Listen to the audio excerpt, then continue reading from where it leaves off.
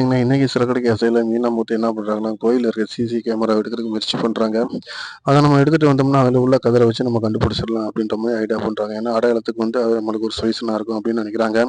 அது தெரிஞ்சுக்கிட்டு ரோஹிணி முன்னாடியே போய் சிட்டிட்ட அவங்க கைப்பற்றுறதுக்கு முன்னாடி நம்ம சிசி கேமரா கைப்பற்றிறணும். கைப்பற்றினது மட்டும் இல்லாம, அத நம்ம கதிர நம்ம தான் கண்டுபிடிக்கணும். அப்பதான் அந்த பணத்த நம்ம வாங்க முடியும் அப்படின்றாங்க. அதுக்கு எனக்கு என்ன லாபம் இருக்கு அப்படின்னு சிட்டி கேட்கும்போது, கண்டிப்பா உனக்கு அதில ஒரு நான் ஷேர் தரேன் அப்படின்னு சொல்றாங்க. பார்க்கலாம் அந்த விஷயத்துல அவங்க யார் முந்துறாங்க அப்படிங்கிறது. அதே மாதிரி ஆகா கல்யாணத்துல பார்த்தீங்கன்னா, அனாமிகா போய் ஸ்டேஷன்ல கேஸ வாபஸ் வாங்கிறாங்க. வாங்கிட்டு என்ன பண்றாங்கன்னு பார்த்தீங்கன்னா, நேரா வீட்டுக்கு வந்துடுறாங்க. அப்ப விஜய் சத்தம் போடுறாப்புல. அவங்க என்ன சொல்றாங்கன்னா, "நீங்க கட்டின தாலி இருக்கு. அதனால என்னை வீட்ட விட்டு யாராலும் வெளியேத்த முடியாது" அப்படின்னு சொல்லிட்டு நேரா வீட்டுக்குள்ள போயிர்றாங்க. விஜய் ரொம்ப வருத்தப்படுறாரு. அதே நேரத்துல பிரபா வீட்ல எல்லாருமே ஃபீல் பண்றாங்க. கல்யாண டயத்துல இப்படி ஒரு பிரச்சனை ஏற்பட்டுச்சு அப்படின்னு சொல்லி. அதுக்கப்புறம் பார்த்தீங்கன்னா, நம்ம மகாநதியில நம்ம விஜய் ஏற்கனவே வெண்ணிலா விஷயத்துல ரொம்ப கவலைப்பட்டுக்கிட்டு இருக்காரு.